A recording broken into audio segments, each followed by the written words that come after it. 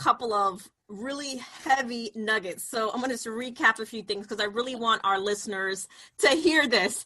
And thank you so much first for being vulnerable. I'm an addictions counselor, so I understand addictions and what keeps us from falling back to that pit. And you said a few things. You said about boundaries. Boundaries is not about controlling other people. It's about knowing where Greg ends, where other people begin, but then also knowing who you are and communicating that in a way where there's confidence. And then you also talked a little bit about just in relation to your own family and even your ex-wives as far as respect and honor and attachment, because one of the antidotes to addiction is healthy attachment, healthy relationships, but also building esteem, knowing who you are, having a voice, and dealing with any shame that could be residual from our narratives and our stories from our past. So most people, we can look on social media, we can turn on the television, people those nuggets of success, right? So you said a few key things, and a few key things is knowing thyself. But when you story tell, you meet all these different people, what are some of the other key factors that you would want to tell our listeners and the people who are maybe struggling and trying to figure out their path in life to get to that picture of success? What would you say? Well, it's interesting. One of the people I interviewed was a guy named John Schwartz, who changed my life. And he's the guy who created superstring theory. Einstein couldn't figure it out, but this guy, John Schwartz, did. And basically, I went to him, I says, what's the difference between success and failure? And I wish I would have learned this when I was younger, but I'm glad I learned it when I did.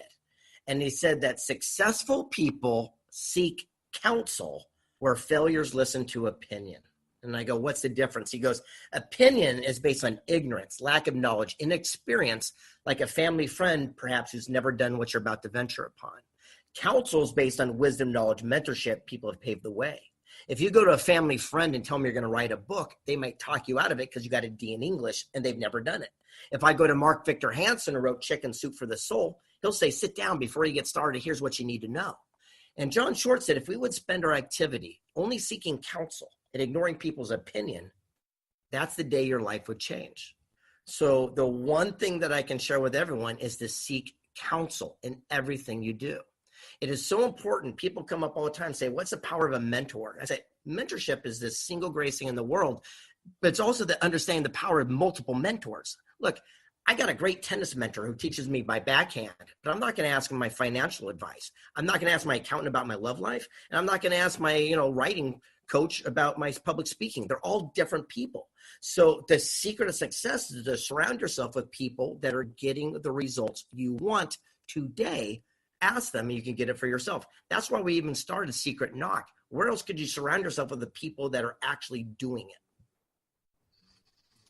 Love it. So what I tell some of my clients is when they're trying to get love life advice from people who don't even have a healthy relationship themselves. So pretty much that's what you are telling us is that look at what people are doing and are they where you want to be?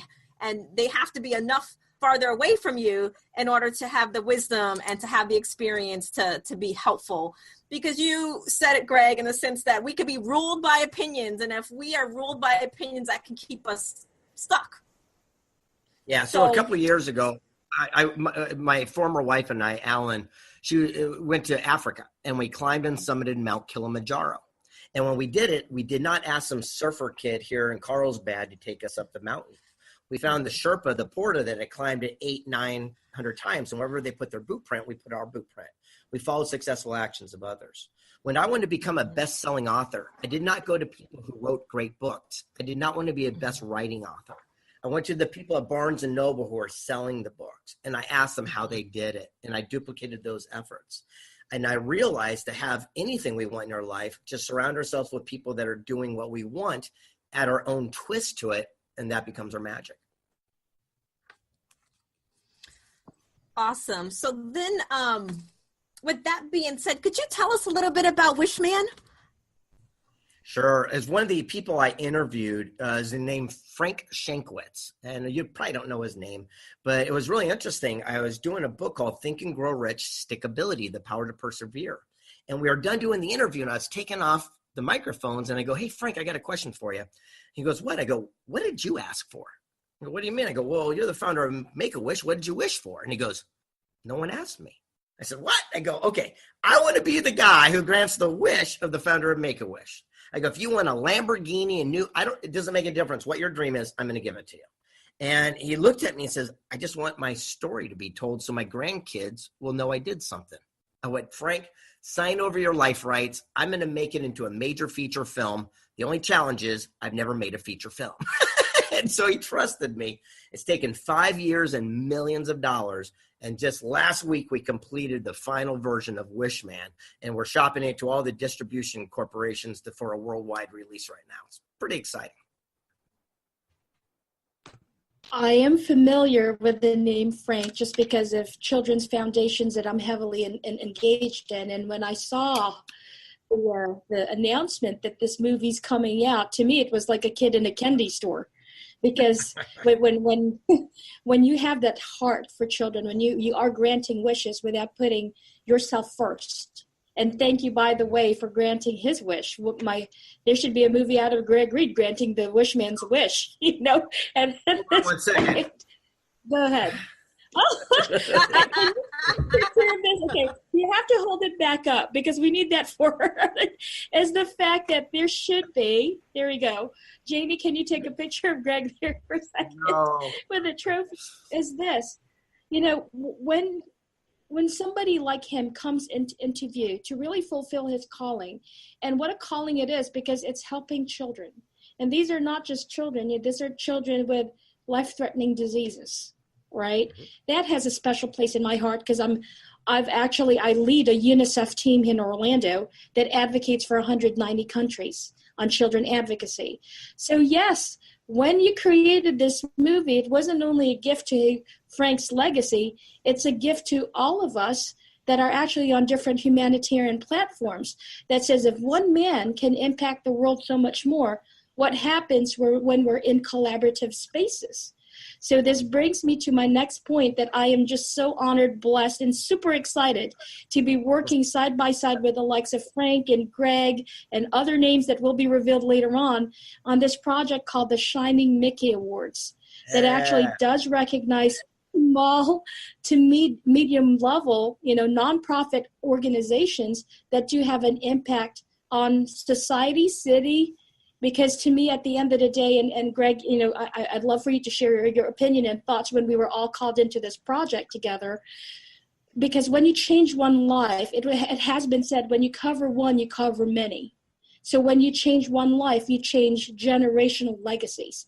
And that's what Frank did. That's what you're going to be showing in the movie. And this is what this project is all about, is finally, maybe not in a movie scale, but bringing into light organizations such as whoever will be named later on to say this is what they've actually done for the lives of others. So talk to me about when you got that call and say, would you like to be a part of this? Well, obviously it was one of the greatest calls ever. I mean, exciting, exhilarating, and also seeing the opportunity, because this is just the beginning. And what's nice is when you have something that's the inaugural event, it can grow and expand.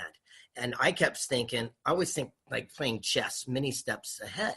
And I'm going, man, can you imagine what this will look like in 10 years from now, where all of a sudden we'll be, be shown nonprofits from probably some part of the world that we've never even heard about before and never even knew there was a challenge that will be highlighted. So the opportunity to impact people's lives that maybe we've never heard of before, that's the part that is the most inspirational for me.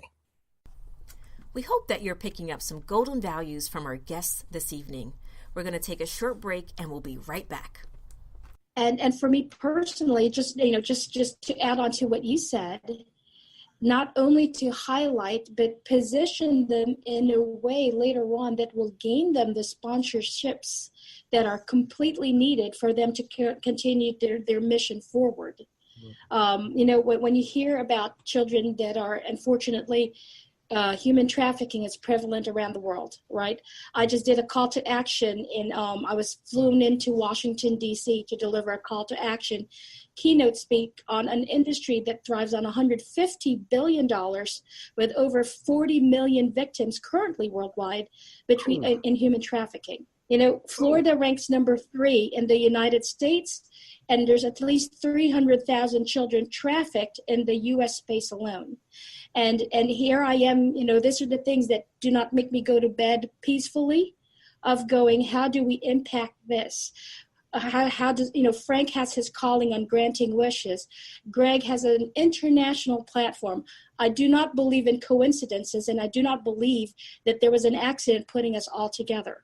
When you're on boots on the ground, when I'm hearing situations in Rohingya that doesn't even make the media, those are the times where my heart bleeds and say, how are we positioned to truly impact legacy that helps humanity moving forward? So that to me is the gift of being a part of this panel that will then highlight, in your case, what you just nailed on is a global scale, because true leaders like yourself are visionary seers.